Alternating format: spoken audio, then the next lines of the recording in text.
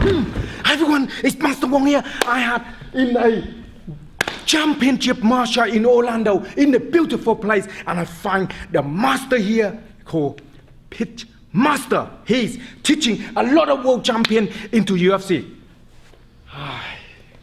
And he will teach you some technique today. Now, some of you ask me this question. Some of my students ask this question here. How to getting perfect hard punch. I know you're teaching, Chuck Liddell and all these people in the world champion. They've got a heavy duty punch. And can you give them some exercise to do and some stuff? Yes, I can.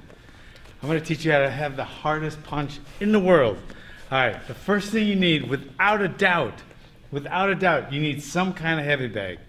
Whether it's a free hanging bag, that you can hang it from place, or a freestanding bag, which you can get at Century Martial Arts. These things do the same thing. They help develop the punch, okay? And what you want to do is you want to simulate the punch, okay? You want to engage your hip, pivot on the ball of the punching foot, and you want to swing your hip as hard as you can, visualizing that you're knocking somebody out like that. Turn the hip, turn the hip, turn the hip, just like that.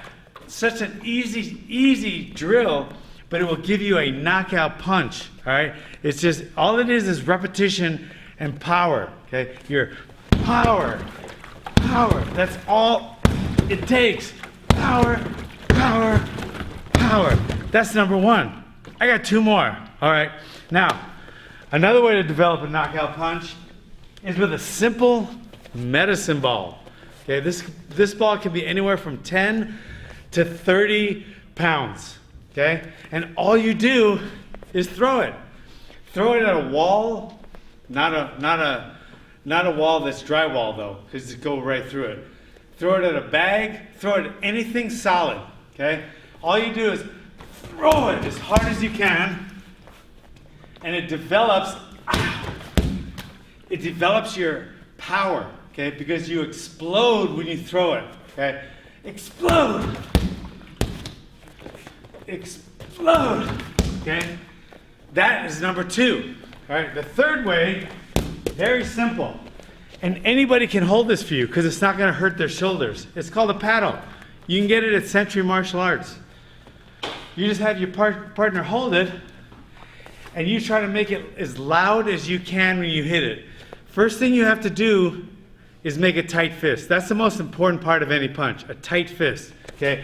And then you swing your hips and pretend your fist is a rock and your arm is a rope.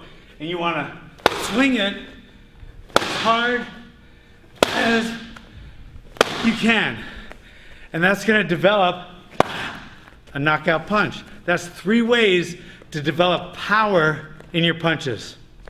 That's perfect. When I holding this part, when the master is a lot of. Now imagine this is your chin.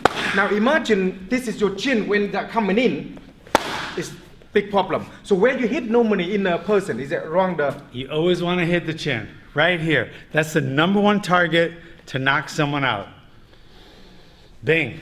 Very simple and easy. If some of you out there practice this movement, first you need the back. One of these big movement like this kind of. What about if you got a standing one? It's the same thing. A hanging one's the same thing. Whether it's hanging from the ceiling or it's freestanding, it's going to develop power in your punch. But you need one or the other. All right. And another thing as well is one of these medicine ball. We use them. Where's it gone? Whatever disappear for this one. So this one is hard, isn't it? They're not solid. What about if they've got like, they got some of them, they've got like rubberish. Them one to that fold up. Them one the good, the same. It doesn't matter as long as it has the weight. Anywhere from 10 to 30 pounds. If it gets heavier than that, it becomes a whole different kind of workout. But between 10 and 20 pounds, you're just visualizing. Every time you do something in your training, you visualize I'm punching. So when I throw this as hard as I can, throw it as hard as I can, I'm not visualizing that I'm throwing a medicine ball. I'm visualizing that I'm throwing a punch. And every time you do that, it helps develop your punching muscles more. Because as martial artists, we want to develop our punching, kicking, striking muscles when we do our exercises. So that's one way to do it. And then another one is just using a lot of weight. So this one is mainly weights. waist, hip, and Yeah. feet. You're getting the snap. This one gets the snap, and because it makes a noise when you hit it, you know when you're hitting it harder, and that way it gives you motivation to hit it even harder. Okay, and it's perfect because it doesn't affect your. You can have your wife or your kid hold it for you because it doesn't Affect make their the arm. shoulder. So all they do is hold it, and you just want to make it as loud as you can. One thing to remember, you want to hit as loud as you can, but you don't want to pull it back, because once you pull it back, you might hit it a little louder, but chances are your opponent's not going to stand there and say, oh, he's going to hit me? Okay, go ahead. Right? So you're telling your opponent what you're going to do now. You don't want to do that. You want to do it right From where the hand is. right from there. Like Bruce Lee. Remember Bruce Lee's 6-inch punch? Yeah. This is a 8-inch punch. 8 inches, but it's still got a knockout power. You got it from me, the Master Wong here, and Pitmaster. all the information that we got here underneath this video. He have the training course as well to develop this. If you want some more, all the information down here. Master Wong here, and Pitmaster.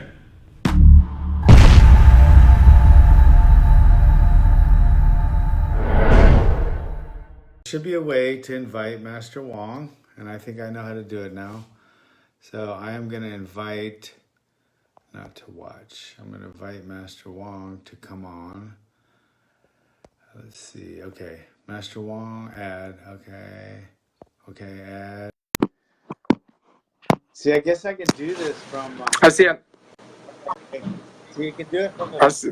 phone, I can do it from the computer. I know it's a weird one. Sometimes it just don't really go on properly. Let me share that to all these people first. Share. What? Share.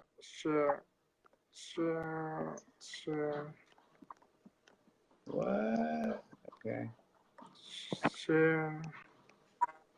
Share? You're a sharer. Just share to different people to coming in. Share into the group so people can get involved. Okay. Get them on in. We're going to talk about self-defense, guys. Yeah, Very important topic. get them involved. And it's a topic that Master Wong and I take very, very seriously. Very seriously. And hey, what's up, Johnny? All right, we're going to talk about a few different topics. One thing is I get a lot of, and I don't know if you do too. Good. A lot of people. A lot of just how much people should train. And to me, that's a very personal thing, and it depends on your goal. You know, I think that's the main thing. It depends on your goal. Master Wong and I, martial arts is our life. Kelly Corder, martial arts is your life. Chris, you train, at the pit. Some people just want to train for martial arts. So how long is too long, and how long isn't long enough? Let me put it into perspective. Let me just put it into perspective. Okay, how long should you train to stay alive? That's what martial arts. That's what self-defense is. How long should you train to stay alive? Let's put a little in perspective. By the time a woman is 75 years old, say she started putting on makeup when she was 12 or 13, she's spent almost 2 years, 2 complete years of her life, just back to back, putting on makeup. 2 years. Okay? So anyone that says they don't have enough time to work out,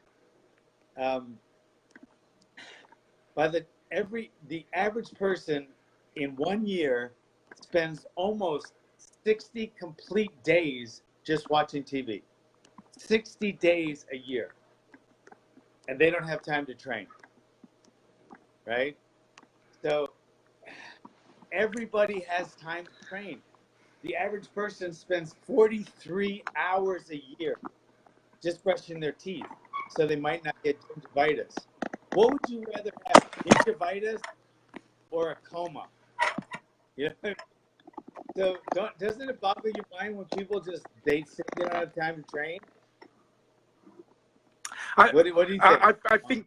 I think training is all depend on individual. Some people got different goal because we're not into the world of sort of like a lot of violence. Some people live in places that don't have that much violence, so they don't spend enough time training because they don't see the value on it. But sometimes when you live in a country have a lot of violence, then you spend a lot of time training because you want to know that you want to go home alive. You know, because some people thinking of they live in a very safety environment, like into the town or the ways they live in, so they don't spend enough time training. So for me, I think need to spend a lot of time training to prevent when the unexpected happen, you know. So yeah, I think you need to spend a lot of time training. Yeah, you do have to spend some time training. And let me tell you, no matter what city or town you live in, we live in a beautiful, safe city, but there's rapes, there's beatings, there's assaults. There was even a couple carjackings last year. So no matter where you live, if you don't live in a bubble, right? So no matter where you live, how safe you think it really is, there's a chance you're going to get hurt. People in Montecito, they probably never thought that their house would catch on fire. Montecito. So why would they get fire insurance? Oh shit, there was like a major fire there. They better hope they had insurance. And then not too long after that, was that there was a flood. There was a flood. You never know what's going to happen, and you should always be prepared. I mean, I don't care where you live, there's a chance that somebody might get attacked someday. I And think what's the prevent. bad? Is there a downside to training? What's the I, downside? I think preventing better than cure. It's got preventing before it happen. Like you mentioned, everybody buy insurance for every reason they can find, you know, insurance for everything. But you only got one hair, one purse, one body, one hair, one life, and then you don't even spend time to look after it because you can have the a million a pound, a million dollar, but you go in the street, you're very vulnerable because somebody will get rid of you because you just don't spend enough time to look after yourself because without you, nothing exists. So I don't know what everybody think in this group. What everybody think. What do you think would be a good time if you're not a professional martial artist, but you want to stay safe and you want to keep your family safe?